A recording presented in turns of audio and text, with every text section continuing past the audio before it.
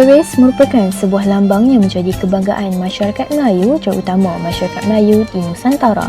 Pada awalnya, keris hanya terkenal dalam masyarakat Melayu di Riau, Jawa dan Bali. Namun, siapa sangka warisan seni pembuatan keris ini mula berkembang ke Asia Tenggara termasuklah Malaysia. Seni pembuatan keris dan sarung telah membuktikan bahawa masyarakat Melayu pada zaman dahulu merupakan masyarakat yang hebat kerana mampu menghasilkan sebilah keris dengan pelbagai reka bentuk yang unik mengikut tempat serta adat dan istiadat. Keris dihasilkan daripada kepingan besi 7 bar yang dicampurkan dengan 3 besi yang lain iaitu besi baja, besi tawa dan besi melelak. Keris merupakan sebuah simbolik yang besar bagi kerajaan Melayu. Bukan sahaja menjadi simbol kebanggaan, malah keris turut menjadi simbolik kepada kebesaran dan kemegahan bagi Raja-Raja Melayu. Hang Tuah merupakan figura kebanggaan orang Melayu yang menjadikan keris sebagai senjata utama beliau di dalam setiap perlawanan beliau menentang musuh. Kuala Kangsar merupakan sebuah bandar diraja yang mempunyai pelbagai warisan seni masyarakat Melayu. Selain terkenal dengan pembuatan labu sayung, keris turut merupakan sebuah warisan seni yang diangkat di Kuala Kangsar. Abdul Mazin Abdul Jamil atau lebih dikenali sebagai Pak Mazin merupakan seorang pandai besi yang terkenal di daerah Kuala Kangsar. Memiliki kepakaran seawal usia 12 tahun telah mengangkat beliau menjadi seorang tokoh pandai besi di Kuala Kangsar. Pak Mazin turut mendapat tempahan keris daripada kalangan raja-raja, pembesar serta baginda yang di-Pertuan Agong. Bagi menghasilkan bilah keris yang berkualiti, Pak Mazin akan menyediakan nyalaan api atau proses lekat api menggunakan arang sebagai proses utama pembuatan keris secara tradisional.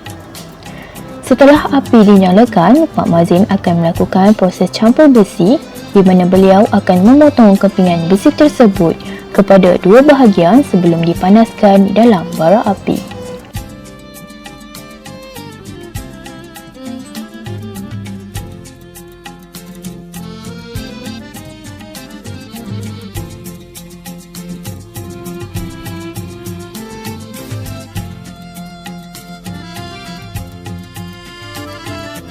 Kepingan besi yang dipanaskan sebentar tadi akan dikeluarkan dan diketuk bagi meratakan kepingan besi tersebut.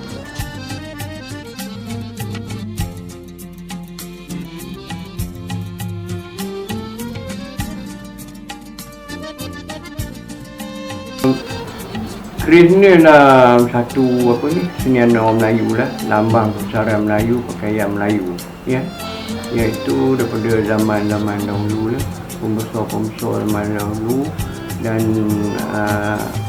raja-raja lah, pahlawan-pahlawan yang pakai. Keris ni dia dinamakan keris, ya. Namakan keris tu dia bukan senjata, dia mulanya untuk mempertahankan diri lah. Alat kebesarannya, keris ni adalah pakaian orang Melayu, iaitu sultan.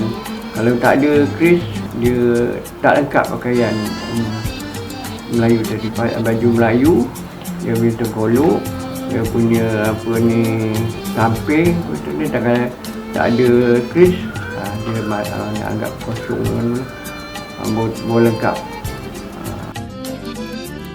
Pak Mazin akan memanaskan kepingan besi yang panjang untuk memudahkan beliau menjalankan proses lipat besi. Setelah besi dikeluarkan, Pak Mazin akan melipatkan sebahagian besi tersebut dan memasukkan sebahagian kepingan besi yang dipotong ke bawah lipatan besi tadi. Pak Mazin kemudiannya akan mengetuk lipatan besi tersebut dan melekatkan kepingan besi yang kedua. Proses ini dijalankan sehingga kesemua besi menyatu.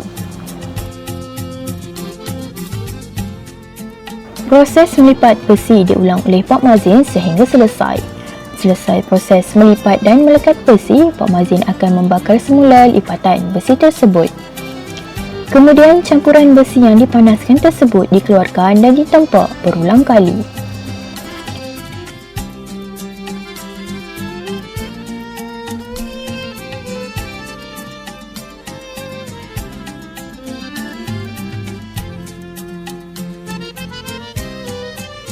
Di dalam proses menempel ini, campuran besi tersebut akan diketuk berulang kali bagi membentuk mata keris yang diinginkan.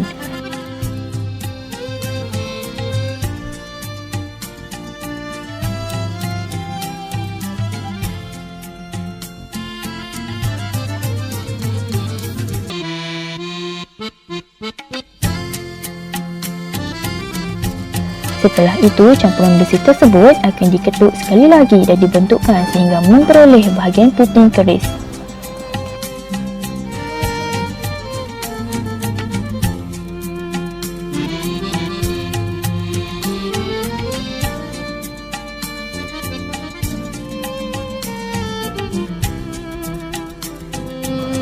Selepas membuat puting keris, Pak Mazin akan menjalankan proses pembuatan log keris setelah bilah keris berhasil dibentuk. Mata keris akan dibakar dan dibentuk seperti membengkok ke bawah dan ditempa berulang kali bagi mendapatkan hasil log keris yang berkualiti.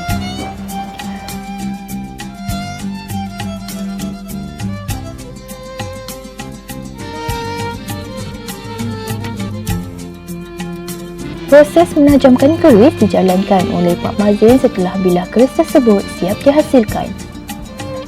Pak Mazin akan menggunakan mesin channel besi dan pengikir besi bagi melicinkan dan menajamkan bilah keris tersebut.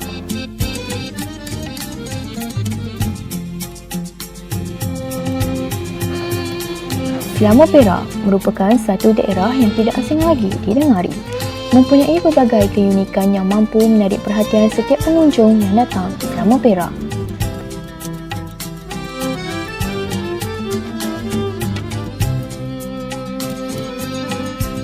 Kampung Bagan Baru Selangor Perak merupakan salah satu kampung yang masih mempunyai figura yang mengagakkan warisan seni pembuatan sarung keris. Abdul Wahab bin Hassan atau lebih gemar dikenali sebagai Pak Din Komando merupakan seorang pembuat sarung keris yang terkenal di Selangor Perak. Mempunyai pelbagai pengalaman dalam warisan seni pembuatan sarung keris ini menjadikan beliau seorang yang mahir dalam menghasilkan sarung-sarung keris yang berkualiti tinggi. Menurut beliau, sarung keris ini turut menjadi punca pendapatan keluarga beliau setelah beliau bersara sebagai seorang komando tentera. Bagi menghasilkan sarung keris yang berkualiti, pemilihan jenis kayu sangat memberi peranan yang penting. Penggunaan kayu surian menjadi pilihan Pak Din Komando dalam menghasilkan sarung keris yang ditempa kerana kayu surian tersebut mempunyai kualiti yang tersendiri. Permukaan kayu surian yang licin dan menampakkan sisi eksklusif telah membuatkan ramai peminat keris tertarik terhadap hasil tangan Pak Din. Untuk pengetahuan peminat-peminat keris lah, fungsi sarung keris ni, kalau pisau dia ni keris ni yang saya tunjuk ni, keris ni kalau tak bersarung, maka keris ni fungsi dia, jawab dia makan tuan.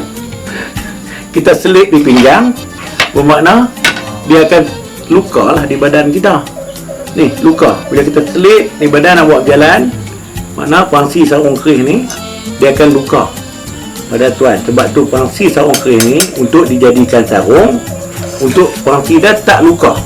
Kalau dah si pemakai tu dia pakai tak luka, tu guna fungsi sarung keris ni. Jadi keselamatan pihak pengguna tu lebih selamat lah. Lain pada parang, lain pada parang panjang kan, itu lain, dia tak ada sarung keris, dia kena bersarung. Tu fungsi sarung keris. Untuk menghasilkan sarung keris, Pak Din akan membentuk kayu tersebut mengikut saiz bilah keris yang diinginkan menggunakan pensel bagi memudahkan proses pemotongan kayu.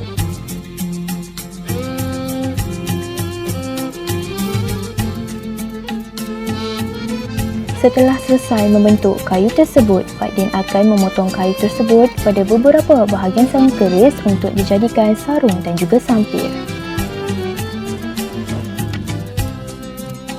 Kayu tersebut mestilah dipotong dengan penuh berhati-hati agar ia tidak rosak semasa proses pemotongan dijalankan.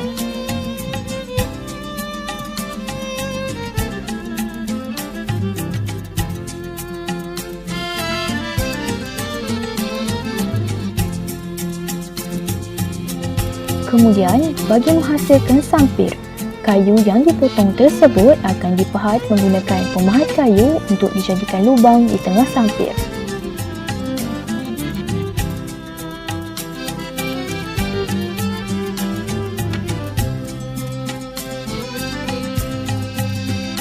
Setelah kayu tersebut dipahat, Pak Din akan menggosok kayu sampir sehingga mendapatkan hasil permukaan yang licin. Kayu digosok menggunakan kertas pasir bagi mendapatkan hasil yang lebih baik.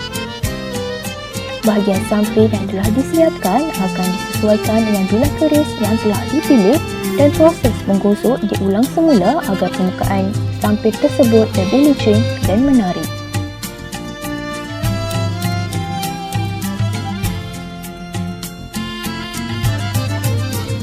Selepas siap menghasilkan sampir, Pak Din akan menyiapkan pula bahagian ulu keris. Bahagian ulu keris turut dipahat dan digosokkan menggunakan kertas pasir.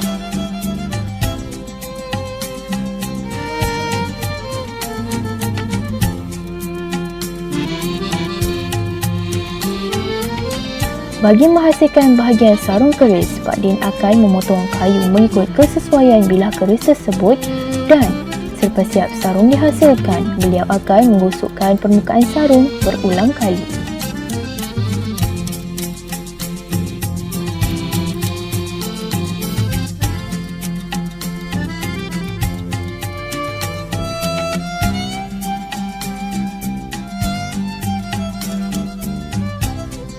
Jadi sekolah-sekolah banyak hantar ke sini lah, berkenaan dengan ambil assignment lah, dokumentari lah, macam-macam buat.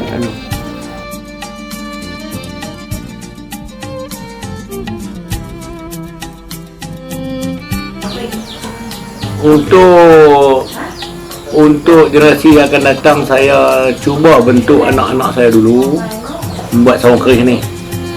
Sarung keris ni hari ni dah tak ada dah. Pembuat dah di daerah kita ni larut matang selama dah tak ada, setahu saya. Lagi satu, saya cuba kekalkan tradisional ni. Saya tak buat ciplak mana-mana moden ke, macam mana yang orang tengok moden-moden, tak ada. Saya buat bentuk dia, ulu dia mengikut tradisional. Asal mata tengok pada sarung, kenal pada mata yang saya buat ni. Saya tak bisa kata nak lari daripada bentuk asal lah. Jadi untuk warisan orang muda ni, saya cuba pada anak-anak saya dulu. Saya tengok sambutan dia memang tak menggalakkan lah orang muda, sebab daripada segi sudut tukang ni memang lambat boleh duit pada saya. Sebab bila lambat boleh duit, orang hari ni maju nak duit cepat. Jadi bila buat kerja macam ni, duit lambat. Bila duit lambat, mereka nak pakai macam-macam. Bila nak pakai macam-macam tu, duit lambat. Jadi problem lah pada orang muda hari ni. Orang muda ni kalau boleh pergi tempah pagi, petang boleh ambil lah. Macam tu, macam mana buat baju ke. Tapi sarung senjata Melayu tradisional ni tak boleh. Dia tak boleh. Sebab tu, apabila kita buat satu-satu, harga dia pun meningkat lah daripada semasa ke semasa lah. Memandangkan dengan upah dia hari ni, kita tengok memang balance lah dengan suasana kewangan kita. Kalau dulu satu bilah sarung keris ni baru duduk RM15, RM20, 50 tahun dulu. Tetapi hari ni, apa yang saya buat sarung hari ni mencecah belasan ribu ringgit satu sarung. Kita kena tahu, sekecil-kecil semua murahnya pun RM1,500 ke atas sarung keris ni, berpandukan kepada kayu cantik. Kalau lebih kayu tu cantik lagi mahal buat apa tempahan dia. Itu hari ni, dunia hari ni dah berubah, bukan macam dulu. Sebab tu kalau kata generasi muda, kalau dia mau belajar warisan ni, memang tradisional ni memang mahal lah, barang lama kan, antik dijadikan balik baru, jadi mahal nilai dah. Okay.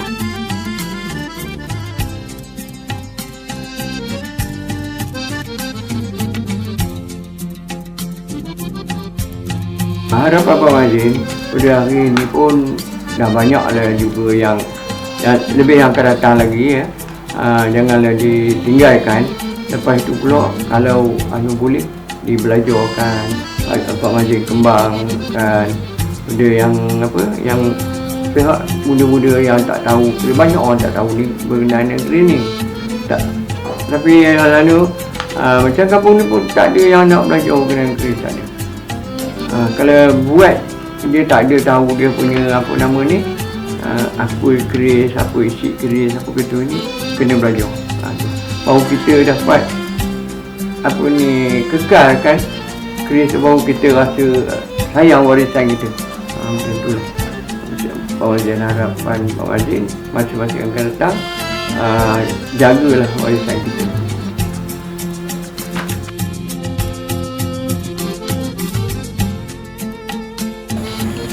Okey, harapan saya untuk generasi muda ini, okey, saya berharaplah bukan anak saya saja, termasuk umumlah orang Melayu yang sayangkan tradisional ni, kau boleh belajarlah di mana saja tukang yang anak-anak jumpa hari ni, cuba pergi, cuba tanya, belajar tengok. Kalau tak belajar pun kita ambil contoh-contoh yang cantik, cuba kita buat sendiri. Dia benda ni kalau kita cuba hari ni tak jadi, besok buat lain, lusa buat lain, lama-lama dia akan jadi. Lepas tu petua-petua untuk buat sarung ni banyak yang kena belajar juga. Kalau tidak tak sama. Sebab mata macam contoh dia mata kerih kuasa tu, dia panjang, sarung dia panjang, tak sama macam mata kerih Menanjung hak kecil ni. Macam kerih ni dia paling panjang pun dalam 18 inci. Macam kerih hak tu sampai 20 inci lebih panjang. Dia lain, berbeza-beza. Jadi kalau boleh tradisional tu kekal dan orang tengok pada sarung, kenal pada mata. Yang saya mahu macam itulah, kita kekalkan tradisional ni. Jangan kita ubah. Bila ubah bermakna kita dah lari daripada tajuk asal tradisional tu. Tu pandangan saya. Warisan Melayu Nusantara ini perlu diwarisi oleh golongan muda agar ia sentiasa menjadi kayu ukur pada warisan seni pembuatan keris dan sarung. Sebagai anggota masyarakat, setiap individu perlu sentiasa berganding bahu agar warisan seni ini sentiasa berkembang dari semasa ke semasa. Seni pembuatan keris dan sarung adalah sebuah lambang kemegahan bagi orang Melayu. Jadilah pewaris bagi memartabatkan lagi warisan seni orang Melayu kita.